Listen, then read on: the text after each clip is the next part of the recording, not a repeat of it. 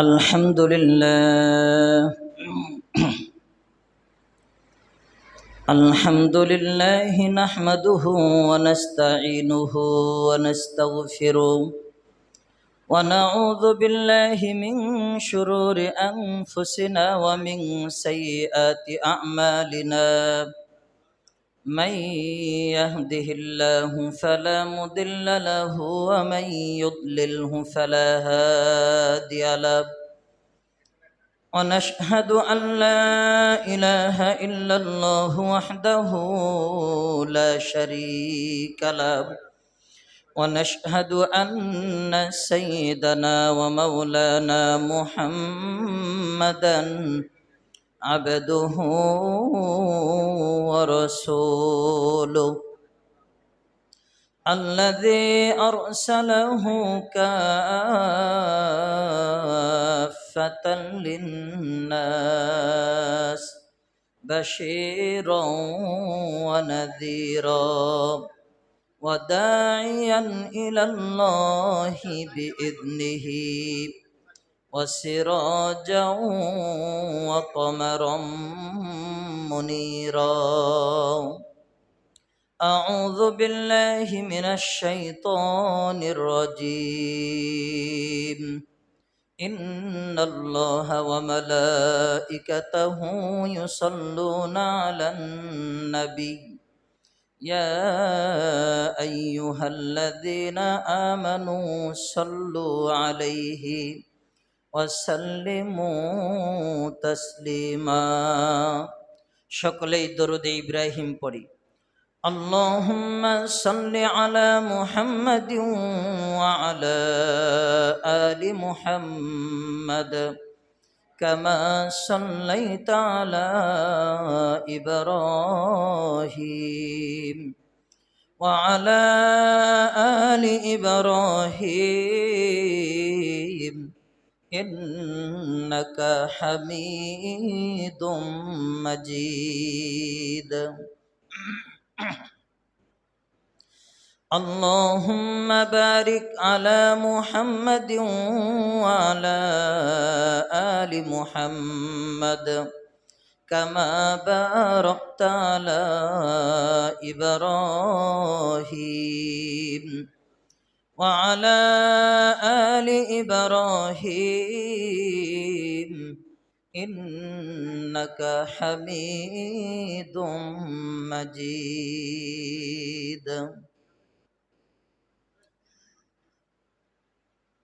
السلام عليكم ورحمة الله وبركاته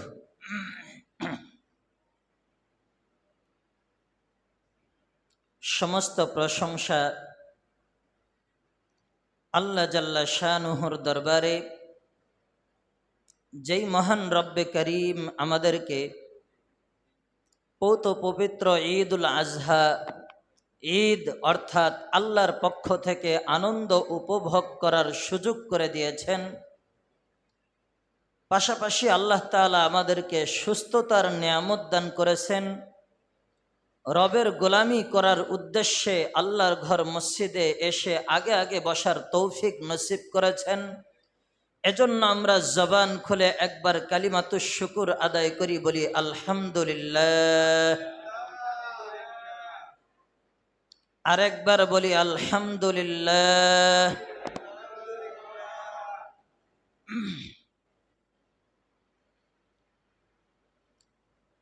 আল্লাহু আকবার, আল্লাহু আকবার, লা ইলাহা ইল্লাল্লাহু, আল্লাহু আকবার, আল্লাহু আকবার, ওয়ালিল্লাহিল হামদ। আল্লাহু আকবার, আল্লাহু আকবার, লা ইলাহা ইল্লাল্লাহু, আল্লাহু আকবার, আল্লাহু আকবার, ওয়ালিল্লাহিল হামদ। যাই হোক, আল্লাহ তাআলা আমাদেরকে ঈদগাহে উপস্থিত হওয়ার তৌফিক এনায়েত করেছেন। এজন্য আমরা আবারও কালিমাতুশ শুকুর আদায় করি, বলি আলহামদুলিল্লাহ। এখনও যারা আমরা বাড়িতে বসে আছি, অযথা সময় নষ্ট করছি, মেহেরবানি করে আমরা সময়ের মূল্যায়ন করি এবং জলদি জলদি মসজিদে চলে আসার চেষ্টা করি। আল্লাহকে সন্তুষ্ট করবার লক্ষ্যে আজকে ঈদুল আজহার 2 রাকাত ওয়াজিব নামাজ আদায় করবার উদ্দেশ্যে, অর্থাৎ এটা শুকরিয়ার নামাজ, আল্লাহ আমাদেরকে যে ঈদ হিসাবে আনন্দ করার সুযোগ করে দিয়েছেন, এই জন্য শুকরিয়া তান 2 রাকাত ওয়াজিব নামাজ এই দিনে পড়তে হয়। আমরা এই শুকরিয়ার নামাজ পড়ার জন্য দেরি না করে জলদি জলদি ইনশাল্লাহ মসজিদে চলে আসি। যারা এখনো বাহিরে বা বাসা বাড়িতে কাজে ব্যস্ত আছেন, ব্যস্ততা থেকে একটু ফারেগ হয়ে মসজিদের দিকে দ্রুত চলে আসি। আমাদের এখানে মা বোনদের নামাজ পড়ার সুব্যবস্থা রয়েছে। মেহেরবানি করে আপনারাও ঈদগাহের ময়দানে এসে আপনারা এখানে নামাজে অংশগ্রহণ করতে পারেন।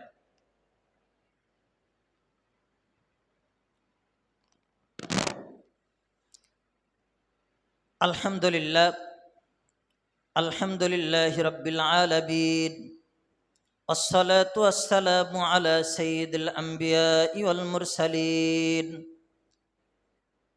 إن ربي على صراط مستقيم دينا قيما ملة إبراهيم حنيفا وما كان من المشركين قل إن صلاتي ونسكي ومحياي ومماتي لله رب العالمين لا شريك له وبذلك أمرت وأنا أول المسلمين إلى آخر الآية. وقال رسول الله صلى الله عليه وسلم وإنه ليأتي يوم القيامة بقرونها وأشعارها وأضلالها وإن الدم ليقع من الله بمكان قبل أن يقع بالأرض فطيبوا بها نفسا أو كما قال عليه الصلاة والسلام.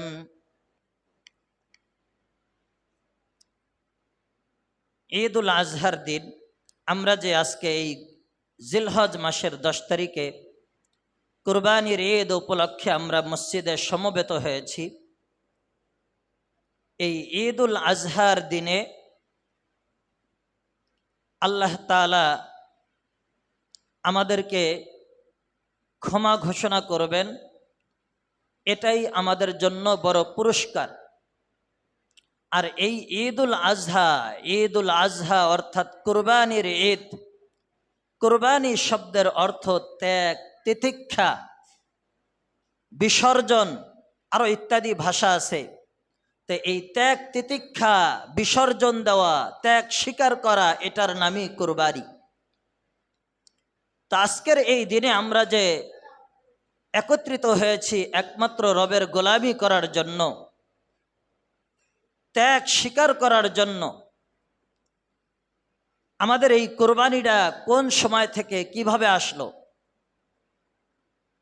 এই কুরবানি, ত্যাগ স্বীকার করা, আমরা যেই কুরবানি দেই, আমাদের এই কুরবানিটা মুহাম্মদ সাল্লাল্লাহু আলাইহি ওয়াসাল্লামের উম্মত হিসাবে আমরা যেই কুরবানির রেওয়াজ চালু রাখছি বা কুরবানি করতেছি, এই কুরবানিটা কি?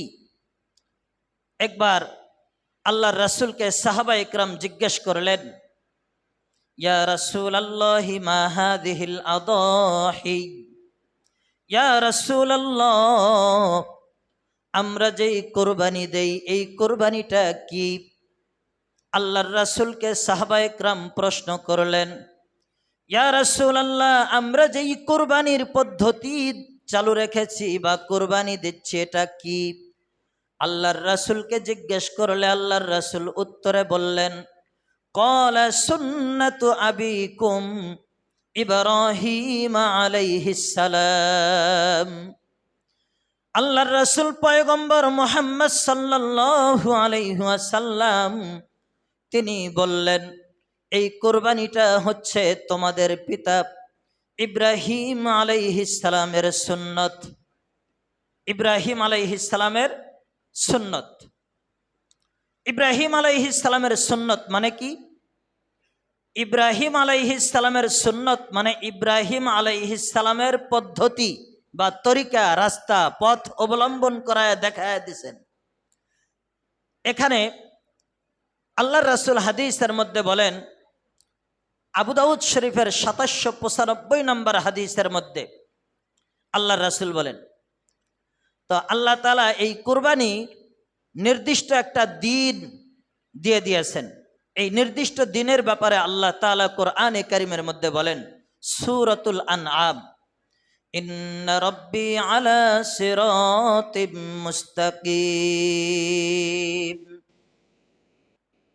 দীনান কিয়ামাম মিল্লাতা ইব্রাহিম হানিফা ওয়া মা কানা মিনাল মুশরিকিন কুল ইন্না সলাতি ওয়া নুসুকি ওয়া মাহইয়ায়া ওয়া মামাতি লিল্লাহি রাব্বিল আলামিন।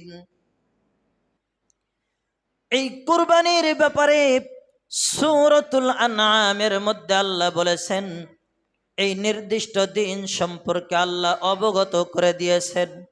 আল্লাহ বলেন, ইন্না রাব্বি, নিশ্চয়ই আমার রব আমাকে আদেশ করেছেন, আলা সিরাতিম মুস্তাকিম, সহজ সরল পথের দিকে আমাকে আহ্বান করেছেন, সঠিক পথের দিকে আমাকে যেতে বলেছেন। ইন্না রাব্বি আলা সিরাতিম মুস্তাকিম দীনান কিয়ামাম মিল্লাতা ইব্রাহিম হানিফা। দীনান কিয়ামা, এটা এমন একটি পথ যেটা সুনির্দিষ্ট এবং সঠিক একটি পথ। মিল্লাতা ইব্রাহিম হানিফা, একনিষ্ঠ ইব্রাহিম আলাইহিস সালামের মিল্লাত অনুযায়ী আল্লাহ তাআলা আমাদেরকে এই কুরবানি দিয়েছেন। বলেন সুবহানাল্লাহ।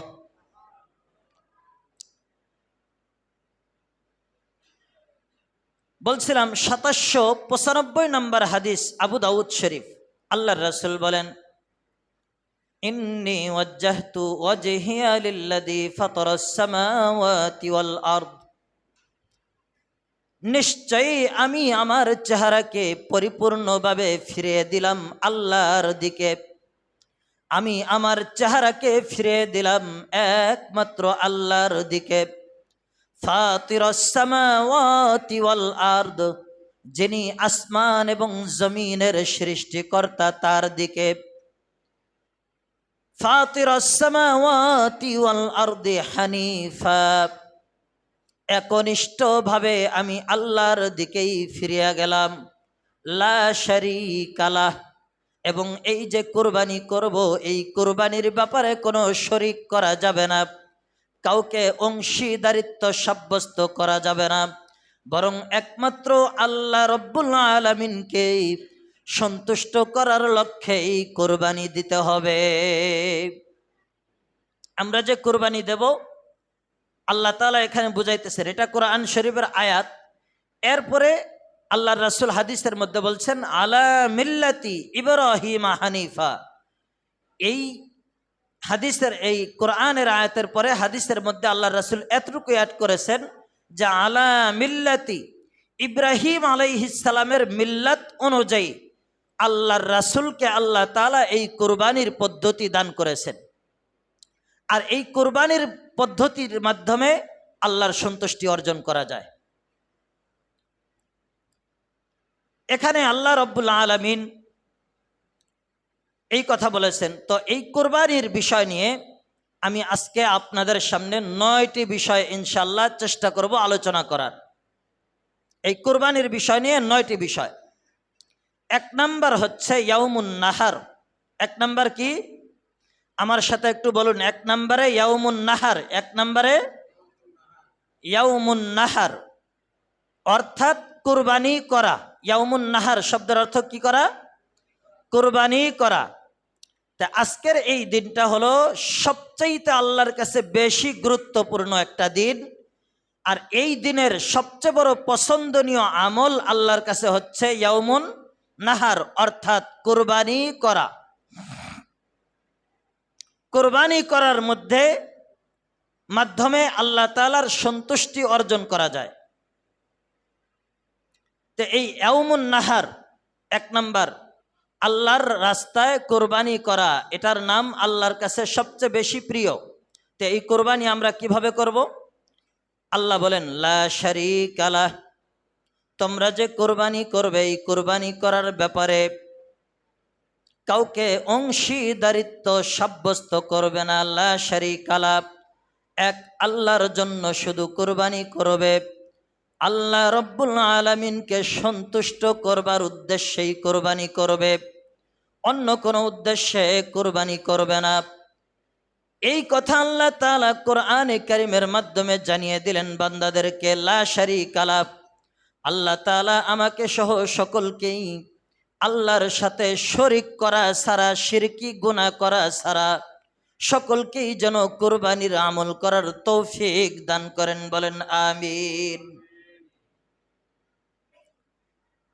ইয়াউমুন নাহার, এই দিনটা আল্লাহর কাছে সবচেয়ে বড় প্রিয়, গুরুত্বপূর্ণ একটা দিন।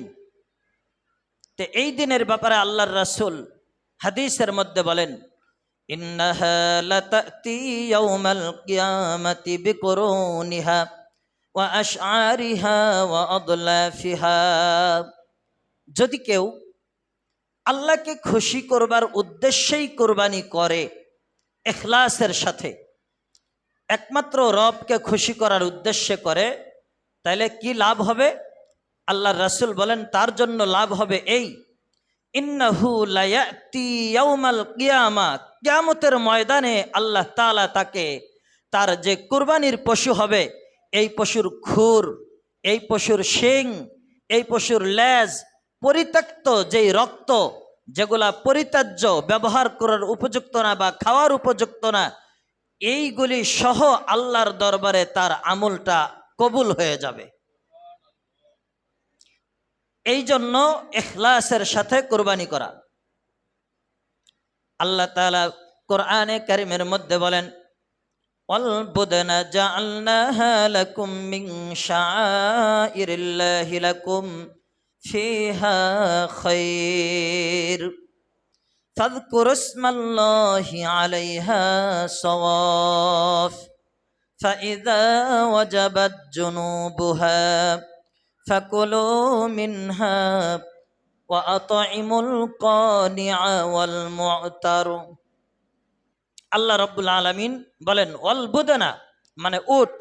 এখানে এই ওয়াল বুদনা দ্বারা উদ্দেশ্য হলো উট এবং গরু, উট এবং গরু। আল্লাহ বলেন ওয়াল বুদনা, উট এবং গরু, মিন শাআইরিল্লাহ, মিন শাআইরিল্লাহ, এগুলি যারা কুরবানি করবে আজকের এই দিনে, যারা কুরবানি করবে, আল্লাহ বলেন এই কুরবানিটা সাধারণ কোনো আমল না, এই কুরবানিটা আল্লাহ তাআলা একটা নিদর্শন হিসাবে বানিয়ে দিয়েছেন। যারা কুরবানি করতেছেন এই দিনে, যাদের অর্থ আছে, স্বাবলম্বী, কুরবানি দেওয়ার উপযুক্ত, যারা এই কুরবানি করতেছেন, আল্লাহ বলেন এই কুরবানি এটা ছোটোখাটো কোনো আমল নয়, এটা এমন একটা আমল যেই আমলের ব্যাপারে আল্লাহ বলেন মিন শাআইরিল্লাহ, আল্লাহ তাআলা এই কুরবানিটাকে আল্লাহর নিকট একটা নিদর্শন হিসাবে কবুল করে নিয়েছেন। এমন একটা আমল এই কুরবানির আমল। লাকুম ফিহা খায়র, এই কুরবানির আমল যারা করবে, এই কুরবানির আমল যারা করবে, আল্লাহ তাদের ব্যাপারে বলেন এই কুরবানির আমলের মাধ্যমে তাদের জন্য রয়েছে কল্যাণ। লাকুম ফিহা খায়র, এই যে কল্যাণ, এই কথাটা কে বলেছে? কল্যাণ একমাত্র আল্লাহ বলেছেন। লাকুম ফিহা খায়র, কে বলছেন কথাটা? কুরবানির মধ্যে কল্যাণ আছে, এই কথাটা কার? বলেন সবাই। আল্লাহর। এই কথাটা কার? আল্লাহর। আল্লাহ বলছেন যে এই যে কুরবানি যারা করবে, এই কুরবানি করার মাধ্যমেই কল্যাণ আছে বান্দাদের জন্য। লাকুম ফিহা খায়র ফাযকুরু ইসমাল্লাহি আলাইহা সাওয়াফ। এরপরে আল্লাহ তাআলা বলেন, এখানে আল্লাহ উট কুরবানি করার আলোচনা করছেন। উটের ব্যাপারে আল্লাহ বলেন যে ফাযকুরু ইসমাল্লাহি আলাইহা সাওয়াফ, এই যে সারিবদ্ধভাবে উটগুলা যে দাঁড়িয়ে আছে, এগুলির উপরে আল্লাহর নাম নাও, নাহার করো মানে আল্লাহর নাম উচ্চারণ করো, মানে কোরবানি করো। উটের কোরবানির কথা আল্লাহ এখানে উল্লেখ করছেন যে ফাযকুরুসমাল্লাহি আলাইহা সওয়াফ। এগুলি যখন নাহার করা হয়ে যাবে, কোরবানি করা হয়ে যাবে, তখন তোমরা কি করো? ফাযকুরুসমাল্লাহি আলাইহা সওয়াফ ফাইযা ওয়াজাবাত জুনুবুহা। এগুলি যখন কাত হয়ে পড়ে যায়, ফাকুলু মিনহা, এখান থেকে তোমরা খাও, এখান থেকে তোমরা খাও। এই যে খাও, এটা কার হুকুম? আল্লাহর হুকুম। তা আল্লাহ তাআলা বলতেছেন কোরবানি করো। আগে যে কোরবানির হুকুম ছিল, আগে খাওয়ার বিধান ছিল না।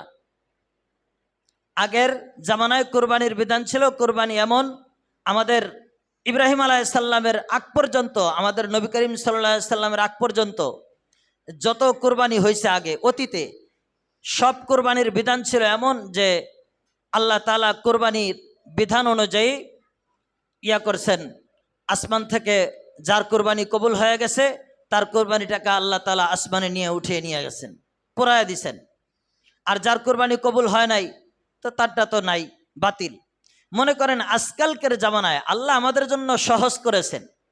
যেমন আজকের যদি ওই জামানা থাকতো, যে এখন আমাদের জন্য যদি ওই নিয়ম থাকতো যে কোরবানি করলে যার কোরবানি কবুল হবে তারটা পড়ে যাবে, আর যারটা কবুল হবে না তারটা রয়ে যাবে, এমন যদি হতো, তাহলে আমাদের মধ্যে কোরবানি দেওয়ার সংখ্যা খুবই কম হয়ে যেত।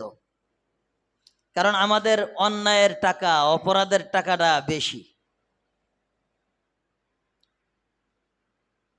কবুল করবে তো যার তাকওয়া আছে এবং ইখলাসের সাথে যে কোরবানি করবে, তারটাই তো আল্লাহ কবুল করবেন।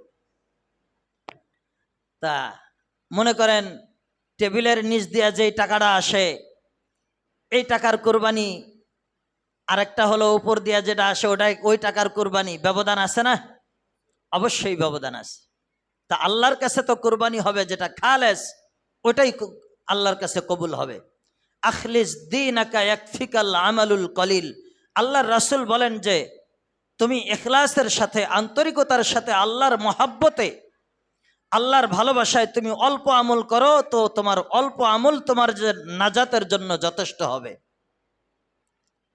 তুমি এমনে নাম যশ খ্যাতি অর্জনের জন্য যদি কেউ কোরবানি দেয়, তাহলে তার কোরবানি আল্লাহর কাছে গ্রহণযোগ্য নয়।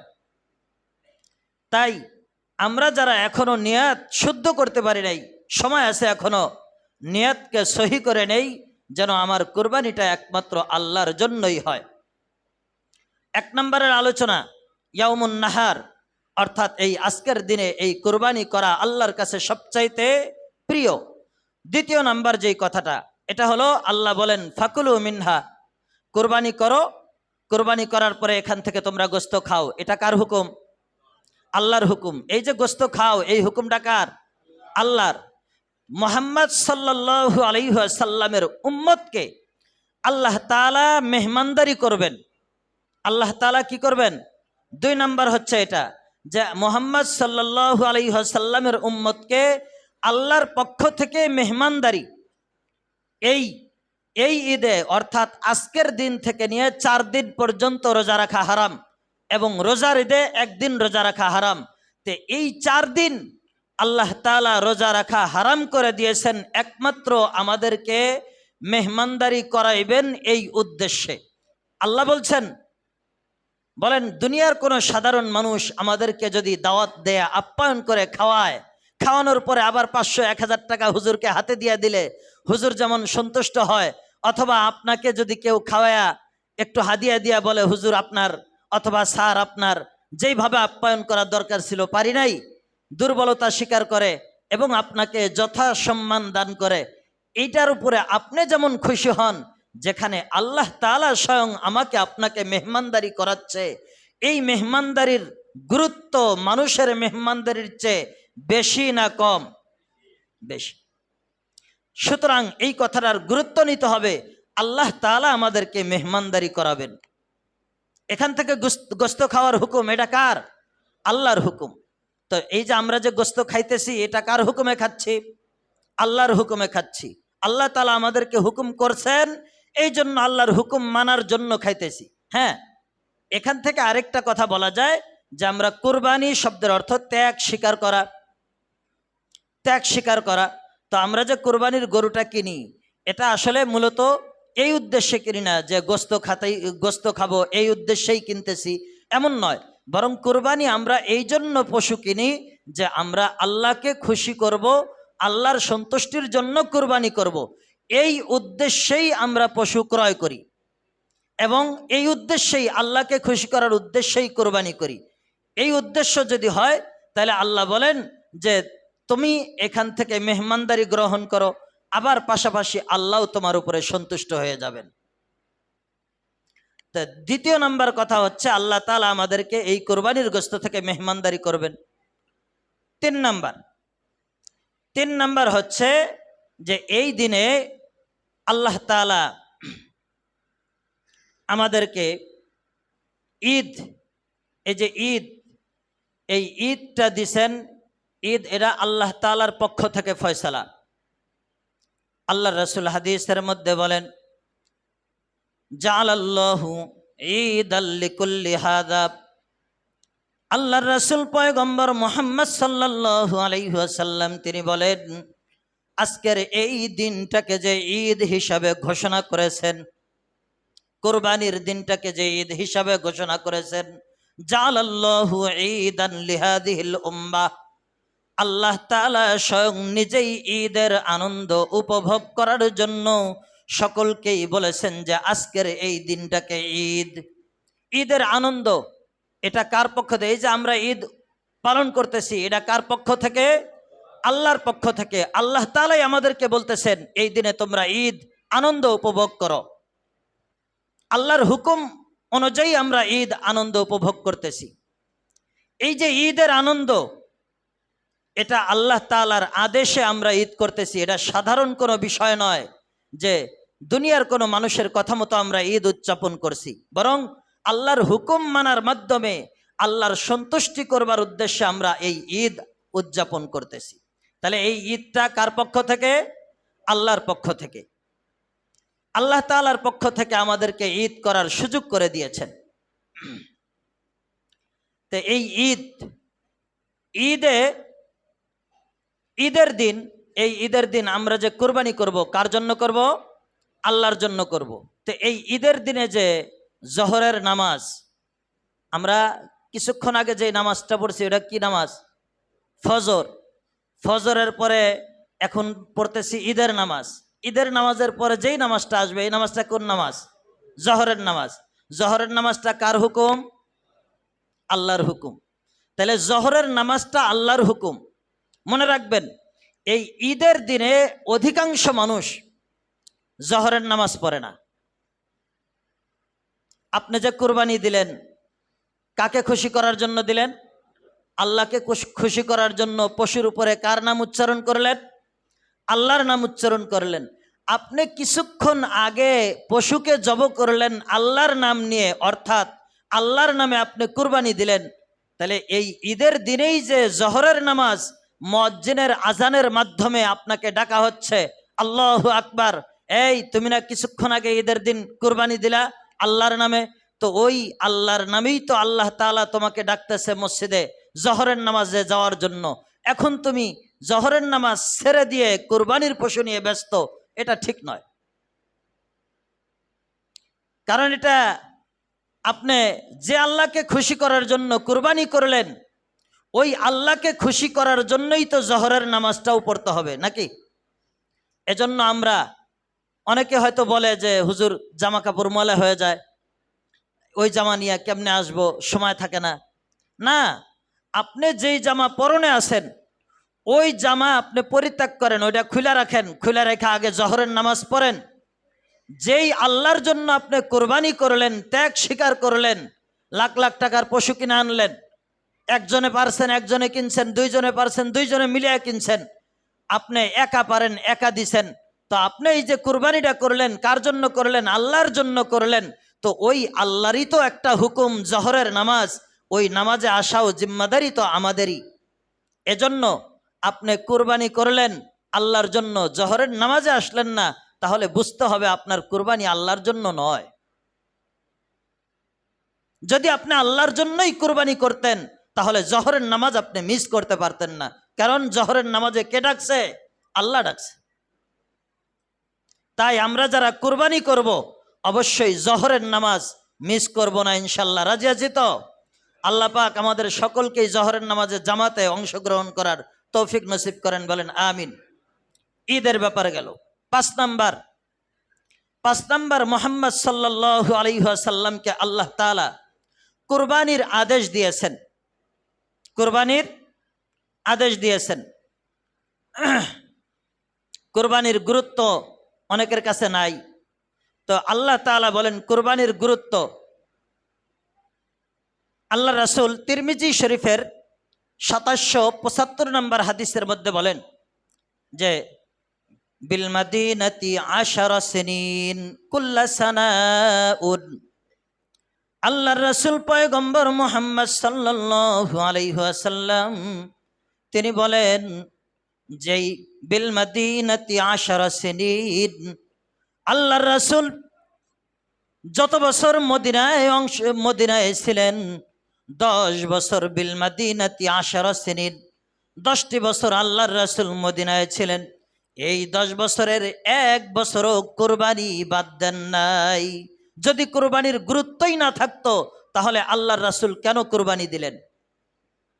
বোঝা গেল কুরবানির গুরুত্ব আছে জন্যই আল্লাহর রাসূল প্রত্যেক বছর কুরবানি দিয়েছেন। এখন এই যে কুরবানি দিলেন, আল্লাহ তাআলা আল্লাহর রাসূলকে আদেশ করেন ইন্না আ'তাইনাকাল কাউসার। হে আল্লাহর রাসূল নবী করিম সাল্লাল্লাহু আলাইহি ওয়াসাল্লাম, আল্লাহ বলেন হে আল্লাহর রাসূল, হে মুহাম্মদ, আপনাকে আমি হাউজে কাউসার দান করলাম। ফাসল্লি, আপনি নামাজ আদায় করেন। লিরাব্বিকা, এবং রবের জন্য, আল্লাহর জন্য আপনি নামাজ আদায় করেন। ওয়ানহার, এবং কুরবানি করেন। ফাসল্লি, নামাজ কায়েম করেন। লিরাব্বিকা, আল্লাহর জন্য। ওয়ানহার, এবং কুরবানি করেন। কুরবানি করেন আল্লাহর জন্য। এই আদেশটা কার? আল্লাহ তাআলা আল্লাহর রাসূলকে আদেশ করেছেন। আল্লাহু আকবার, আল্লাহু আকবার, লা ইলাহা ইল্লাল্লাহু, আল্লাহু আকবার, আল্লাহু আকবার, ওয়ালিল্লাহিল হামদ। আমার সাথে সকলে একটু পড়েন, আল্লাহু আকবার, আল্লাহু আকবার, লা ইলাহা ইল্লাল্লাহু, আল্লাহু আকবার, আল্লাহু আকবার, ওয়ালিল্লাহিল হামদ।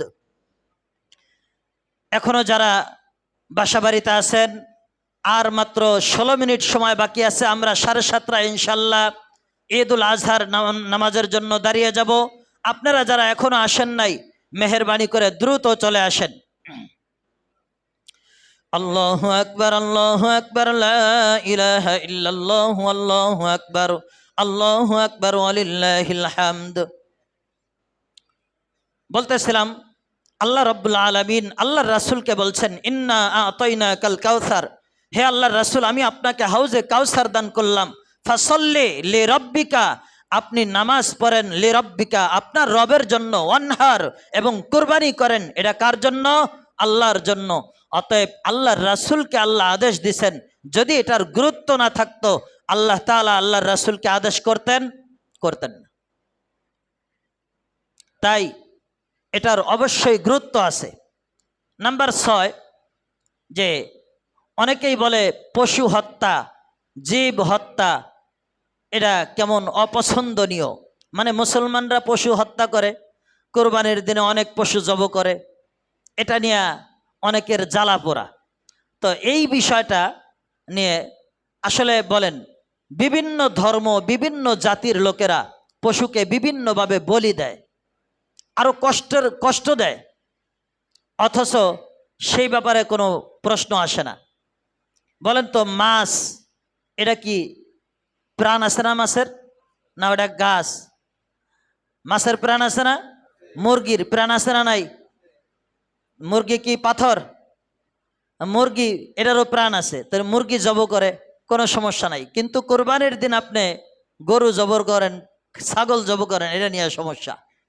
অথচ আল্লাহর রাসূল বলেন ফালইউরিহ যাবিহাতাহু, আল্লাহর রাসূল বলেন যে পশুকে ছুরি ভালোভাবে দাঁড় করার মাধ্যমে যদি পশুকে আল্লাহর নাম নিয়ে জব করা হয়, আল্লাহ রাসূল বলেন যে পশু ছুরি, ধারালো ছুরি দিয়ে পশুকে জব করার মাধ্যমে পশু শান্তি পায়। পশু কি পায়? শান্তি পায়। বরং পশুকে এক প্রকার আল্লাহ তাআলার পক্ষ থেকে অজ্ঞান করে দেওয়া হয় যেন সে টের না পায়। তো এটা আল্লাহর রাসূল বলছেন, যেহেতু এই কথাটা সত্য, এজন্য ফালিয়রেহ যাবিহাতাহু, পশুকে জব করার আগে ভালোভাবে ছুরি ধার করে নেওয়া যেন পশুর কষ্ট কম হয়। বৈধভাবে যদি কাউকে কতল করার প্রয়োজন হয়, কাউকে হত্যা করার প্রয়োজন হয়, সেক্ষেত্রেও আল্লাহর রাসূল বলেন যে তোমরা সহজ করো, যেভাবে তার মৌতটা সহজ হয়, কঠিন করো না। তো ঠিক বোঝা যায় ছুরি যদি ধার করে ভালোভাবে পশুকে জব করা হয় তো আল্লাহর রাসূল বলছেন যে পশু আরাম পায়, অবশ্যই পশু আরাম পায়। এজন্য আমরা আল্লাহর নাম নিয়ে পশুকে জব করব। 6 নম্বর হচ্ছে পশু জব করার ক্ষেত্র। অনেকেই বলে পশু জব করার ক্ষেত্রে দোয়া পড়া বাধ্যতামূলক বা দোয়া পড়তে হবে না, এই বিষয়। আবার অনেকে আসলে মূল কথা হচ্ছে পশু যখন জবহ করা হয় তখন বিসমিল্লাহ বলা জরুরি। যদি কেউ পশু বলার সময় বিসমিল্লাহি আল্লাহু আকবার, পশু জবহ করার সময় বিসমিল্লাহি আল্লাহু আকবার এটা স্পষ্টভাবে বলবে। কিভাবে বলবে? স্পষ্টভাবে বলবে। এবং সাথে যারা অংশগ্রহণ করে তারা সকলেই একসাথে বলবে বিসমিল্লাহি আল্লাহু আকবার। কথাটা ভালোভাবে মনে রাখবেন। আপনি গরুর সাথে ধরছেন, তো হুজুর যখন বিসমিল্লাহি আল্লাহু আকবার বলে সকলেই একসঙ্গে বলবেন বিসমিল্লাহি আল্লাহু আকবার। এতটুকু বললেই যথেষ্ট, আর কিছুর প্রয়োজন নাই। হ্যাঁ, তবে যদি কেউ বিসমিল্লাহ ইচ্ছাকৃতভাবে ছেড়ে দেয়, বিসমিল্লাহ বলাটা ইচ্ছাকৃতভাবে ছেড়ে দেয়, তাহলে এই পশু হালাল হবে না। এই পশু হালাল হবে না, মানে এই পশুর গোশত খাওয়া হালাল হবে না। যদি কেউ ইচ্ছাকৃতভাবে কি বিসমিল্লাহ ছেড়ে দেয়, খুব খেয়াল করে শোনেন। আর দ্বিতীয় নাম্বার হচ্ছে, আর যদি কেউ অনিচ্ছাকৃতভাবে, মানে ভুলে গেছে, মনে নাই, অনিচ্ছায় হয়ে গেছে, তাহলে এটা হালাল হবে, বৈধ হবে, কোনো সমস্যা হবে না। আর যদি স্বেচ্ছায় কেউ ছেড়ে দেয় তাহলে হবে না। আল্লাহ বলেন সূরাতুল আনআমের 120 নম্বর আয়াতে আল্লাহ বলেন ওয়ালা তাকুলু মিম্মা লাম ইউযকার ইসমুল্লাহি আলাইহি ওয়া ইন্নাহু লাফিসক। আল্লাহ রাব্বুল আলামিন কোরআনে কারীমের এই আয়াতের মধ্যে মেসেজ দিয়ে বান্দাদেরকে জানিয়ে দেন, ও বান্দা বান্দি শোনো, ওয়ালা তাকুলু মিম্মা লাম ইউযকার ইসমুল্লাহ, যেই পশু জব করার সময় আল্লাহর নাম উচ্চারণ করা হয় না, আল্লাহর নাম নেওয়া হয় না, ওই পশু থেকে তোমরা গোশত খেও না। ওই পশুর গোশত খাইলে কঠিন গুনাহ, এরূপ গুনাহ করা ঠিক নয়। অতএব এই গুনাহ করা যাবে না। আমরা মেহেরবানি করে একটু চেপে চেপে বসি, জায়গা হচ্ছে না, আমরা এক ভাই আরেক ভাইকে জায়গা করে দিই। কাতারগুলি এমনভাবে বসি যেন নামাজের সুরতে বসে যাই, যেন আমরা যথাসময়ে নামাজ, আর মাত্র 10 মিনিট সময় আছে, এখনো যারা বাহিরে আছেন মেহেরবানি করে চলে আসেন। আর একটু দয়া করে সুন্দরভাবে বসে যাই, বসাটা একটু সুন্দর করি, যাতে দাঁড়ানোর সময় আর কাউকে সামনে আসতে না হয়। একটু জিকির করি, সবাই বলি লা ইলাহা ইল্লাল্লাহ, লা ইলাহা ইল্লাল্লাহ, লা ইলাহা ইল্লাল্লাহ, লা ইলাহা ইল্লাল্লাহ, লা ইলাহা ইল্লাল্লাহ মুহাম্মাদুর রাসূলুল্লাহ সাল্লাল্লাহু আলাইহি ওয়াসাল্লাম। বলতেছিলাম ওয়ালা তাকুলু মিম্মা লাম ইউযকার ইসমুল্লাহি আলাইহি ওয়া ইন্নাহু লাফিসক। আল্লাহ বলেছেন যেই পশু জবহ করার সময় আল্লাহর নাম নেওয়া হয় না, ওই পশুর গোশত তোমরা খেও না, ওই পশুর গোশত খাওয়া কঠিন গুনাহ। অতএব তোমরা এরূপ কেউ করিও না যে যেই পশুতে আল্লাহর নাম নেওয়া হয় না ওই পশুর গোস্ত তোমরা খেও না, আল্লাহর নিষেধ। অতএব আমরা সকলেই চেষ্টা করব আল্লাহর পশুকে, আল্লাহ তাআলা আমাদেরকে যেই পশু দান করেছেন এই পশু জবহ করার সময় আল্লাহর নাম উচ্চারণ করে অবশ্যই জবহ করব। মনে থাকবে তো ইনশাল্লাহ? এরপরে আসেন ছোট্ট একটা, আমরা যারা অর্থ, হ্যাঁ আমি ইনশাল্লাহ যথাসময়ে শেষ করে দেব। মাত্র একটা হাদিস বলবো আপনাদের সামনে। হ্যাঁ, অর্থ সম্পদের বিষয়ে একটা হাদিস শোনাই, খুব মনোযোগ দিয়ে একটু দয়া করে শুনবেন। আবু উমামা বাহিলি রাদিয়াল্লাহু তাআলা আনহু একজন সাহাবী। নাম কি বলেন? আবু উমামা বাহিলি রাদিয়াল্লাহু তাআলা আনহু। এই সাহাবী সালাবা ইবনে হাতেব সালাবা ইবনে হাতেব, তেনার থেকে বর্ণিত। সালাবা ইবনে হাতেব তিনি বলেন যে সালাবা ইবনে হাতেব আল্লাহর রাসূলের নিকট গেলেন। আল্লাহর রাসূলের নিকট গিয়ে বললেন যে ইয়া রাসূলুল্লাহ, আপনি আমার জন্য দোয়া করুন, আল্লাহ তাআলা যেন আমাকে মাল দান করে। কি জন্য দোয়া চাইছে বলেন? যে আল্লাহর রাসূলের কাছে দোয়া চাইলো। কে চাইলো? সালাবা। নাম কি মনে রাখবেন? সালাবা। সংক্ষিপ্তভাবে বলতেছি, সালাবা। এই সালাবা আল্লাহর রাসূলকে গিয়ে বললেন, ইয়া রাসূলুল্লাহ, আপনি আমার জন্য দোয়া করুন, আল্লাহ যেন আমাকে মাল দান করেন। আল্লাহর রাসূল বললেন, সালাবা, তুমি কি নবীর মতো হও এটা পছন্দ করো না? কারণ নবী তো গরিব হওয়াটাই পছন্দ করে। নবী যদি চাইতো যে আমার পিছনে স্বর্ণের পাহাড় হয়ে ঘুরুক, তাহলে আল্লাহ তাআলা তাই দিতেন, এবং নবীর পিছনে স্বর্ণের পাহাড় হয়েই ঘুরতো। এগুলি আল্লাহর পিছনে আল্লাহর রাসূলের পিছনে ঘুরতো, কিন্তু নবী এটা চান নাই। এ কারণে সালাবা ইবনে হাতেব যখন দোয়া চাইলেন, তো বারবার চাওয়া করার কারণে, পীড়াপিড়ির কারণে আল্লাহর রাসূল দোয়া করলেন, ইয়া আল্লাহ, তুমি সালাবাকে মাল দান করো। সালাবাকে কি দান করো? মাল দান করো। দোয়া করলেন সালাবার জন্য। যখন দোয়া করা শেষ, সালাবার হাতে তখন কিছু ছাগল ছিল, বকরি ছিল। এই বকরিগুলা মদিনায় লালন পালন করত। আল্লাহর রাসূলের দোয়ার পরে এই বকরিগুলা এভাবে বাড়তে লাগলো, কীট পতঙ্গের মতো বৃদ্ধি পাইতে লাগলো। মানে অল্প সময়ের ভিতরে অনেকগুলি বকরি হয়ে গেল। এখন সে এই বকরি নিয়ে মদিনায় আর থাকতে পারতেছে না। সে এই বকরির কারণে ব্যস্ত বেশি। এখন সে এই ব্যস্ততার কারণে মদিনার মসজিদে নববীতে সে মাত্র এখন জহরের নামাজ আর আসরের নামাজটা আদায় করতে পারে, অন্য কোনো নামাজে আর আসতে পারে না। এইভাবে সালাবার যখন ব্যস্ততা বেড়ে গেল, আরও কিছুদিন পরে আরও ছাগল বৃদ্ধি হইল। বৃদ্ধি হওয়ার কারণে সালাবা আরও দূর কোণে মাঠও চলে গেছে। ওখান থেকে এখন শুধুমাত্র সপ্তাহে জুমার জন্য একদিন আসে, আর বাকি সময় সে জামাতে অংশগ্রহণ করতে পারে না, মসজিদেও আসতে পারে না। তো মাল হওয়ার কারণে সে এত ব্যস্ত হয়ে গেছে। এখন আরও কিছুদিন পরে তার মাল যখন বৃদ্ধি হয়ে গেছে, এক পর্যায়ে আল্লাহর রাসূল সালাবার বিষয়ে জিজ্ঞেস করলেন যে সালাবার কি অবস্থা। তখন আল্লাহর রাসূলের কাছে যখন অন্যান্য সাহাবীরা বৃত্তান্তটা শোনাইলেন, সালাবার অবস্থা তো ভালো নয়।